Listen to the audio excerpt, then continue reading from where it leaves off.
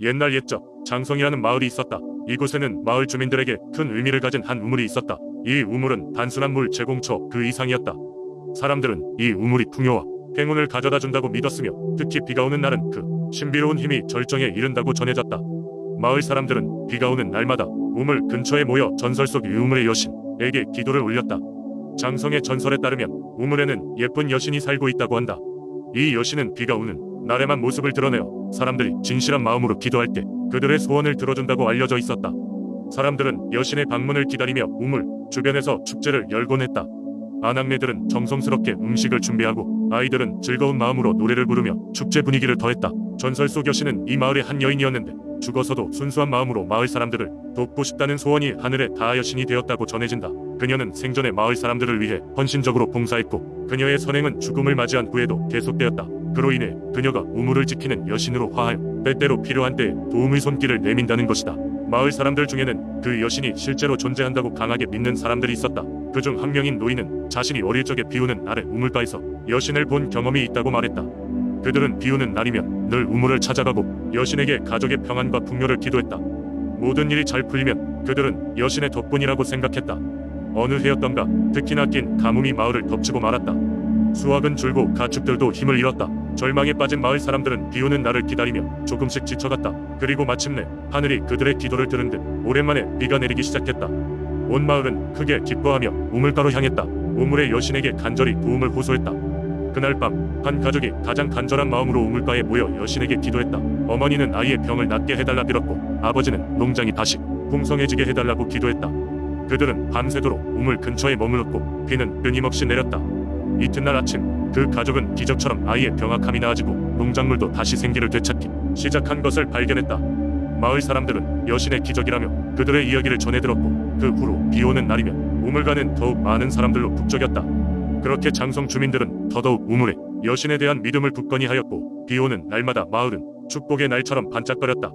이런 이야기가 구전되면서 장성에는 비오는 날과 우물의 여신에 대한 풍부한 민속신앙이 깊게 뿌리내리게 되었다. 오늘날까지도 마을 사람들은 비가 오는 날이면 우물가에 모여 전통적으로 다양한 의식을 치룬다. 이러한 믿음과 전통은 세대에서 세대로 전해 내려오며 장성 사람들의 삶에 알게 모르게 영향을 미치고 있다.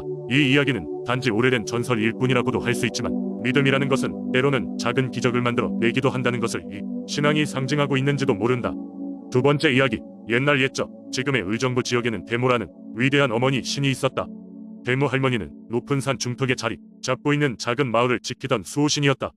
그녀는 자연 만물을 다스리는 능력을 가지고 있었는데 특히 그녀가 서식하는 숲은 사계절 내내 아름다운 풍경과 풍요로운 열매를 제공했다. 마을 사람들은 매년 첫 번째 수확이 끝나면 대모 할머니에게 감사의 제사를 올렸다. 대모는 늘 관대하게 그들의 정성을 받아주며 마을의 평안을 기원했다. 마을 사람들은 대모가 마을의 추운 겨울을 안전하게 지나게 해주고 가뭄과 홍수로부터 마을을 보호해주는 능력이 있다고 믿었다. 하지만 어느 해 예기치 않게 매서운 가뭄이 찾아왔다. 온 마을이 말라가고 더 이상 비축한 양식이 없어졌을 때 마을 사람들은 대모 할머니에게 기도를 드렸다. 며칠 밤낮 동안 산중턱에서 제사를 지내던 어느 날 갑자기 하늘에서 구름이 몰려오더니 거짓말처럼 비가 내리기 시작했다. 사람들은 이를 대모의 은혜로 여기며 더욱 겸허하게 그녀를 섬겼다. 대모 할머니는 또 다른 전설에서도 등장한다. 마을의 이웃 마을로부터 침략에 위협이 있었을 때 한 노인이 대모 할머니에게 구원을 요청했다.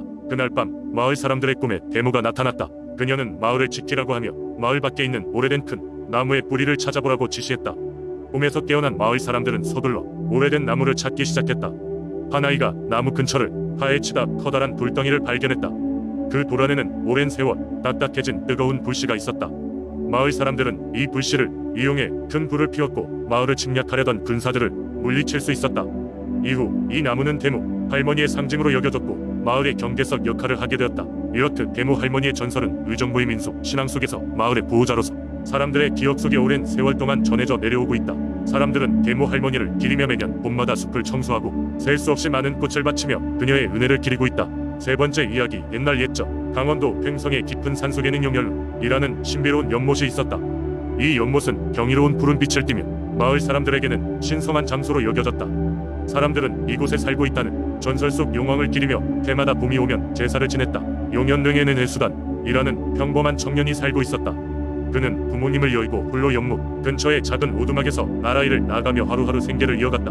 고난의 날들이었지만 그는 매일같이 용연릉에서 물을 길어 와 마을 사람들에게 나누어주며 연못의 평화를 지키고자 애썼다. 그런데 어느 날 저녁 해수단이 연못 근처에서 잠시 쉬고 있던 중 이상한 소리를 들었다. 그가 소리의 근원지를 찾아가 보니 연못단에서 찬란한 비늘을 가진 용이 튀어오르는 모습을 보았다. 기이한 광경에 넋을 잃은 해수단에게 용이 말했다. 나는 이 연못을 지키는 용왕이다. 내가 순전히 남을 돕고자 애써온 것을 알고 있다. 나는 너에게 특별한 임무를 맡기고자 하니 나를 도와주겠느냐. 용왕의 요청에 해수단은 망설임 없이 승낙했다. 용왕은 자신의 힘으로 해수단에게 지혜와 용기를 주며 연못의 뒷산 동굴 안에 숨겨진 마을의 수호 보물을 찾아오도록 했다.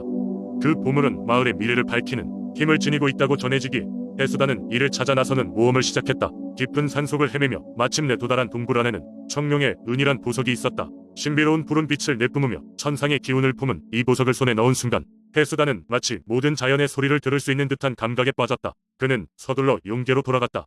그날 밤 용연릉 속의 용왕은 해수단을 다시 맞이했고 보물을 안전히 가져온 그의 용기에 감사하며 보석의 힘으로 마을에 평화와 번영을 약속했다. 이후 해수단은 용왕의 사자로서 마을의 지도자가 되었고 용연릉은 횡성군의 신령스러운 상징이 되었다.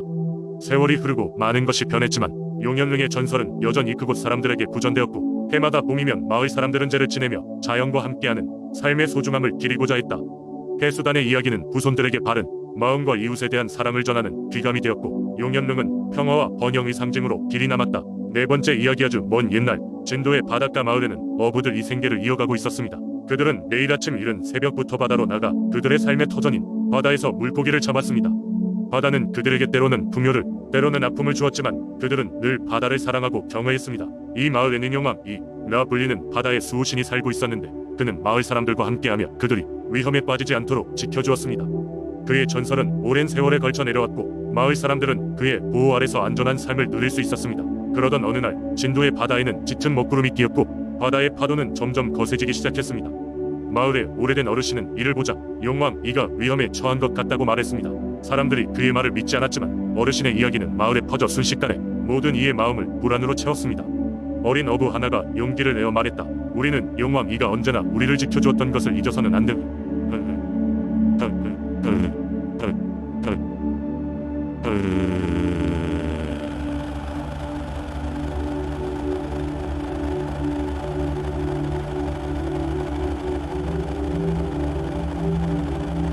우리도 그를 구해야 합니다. 그의 말에 감명받은 마을 사람들은 바다로 나가 용왕이를 구하기 위한 모험을 떠나기로 결정했습니다. 그들은 여러 날과 밤을 헤매며 위험한 항해를 계속했습니다. 바닷속에서 헤엄치고 있는 커다란 물고기 떼를 지나고 헤아릴 수 없는 깊은 물속에 발을 들이며 그들은 용왕이를 찾았습니다. 그리고 마침내 깊은 바닷속에서 힘겹게 싸우고 있는 용왕이를 발견할 수 있었습니다. 용왕이는 거대한 심해 괴물과 맞서 싸우고 있었습니다. 괴물은 사악한 기운을 가지고 있었고 그의 힘에 의해 바다의 균형이 깨지고 있었던 것입니다.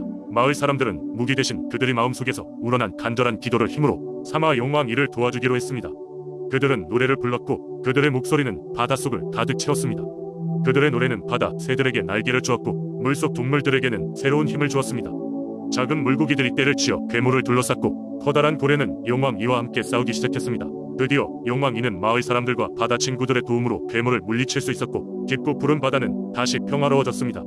마을로 돌아온 사람들은 다시 한 번 바다의 소중함을 깨닫고 용왕이에 대한 그들의 믿음과 존경심을 더욱 깊게 가졌습니다.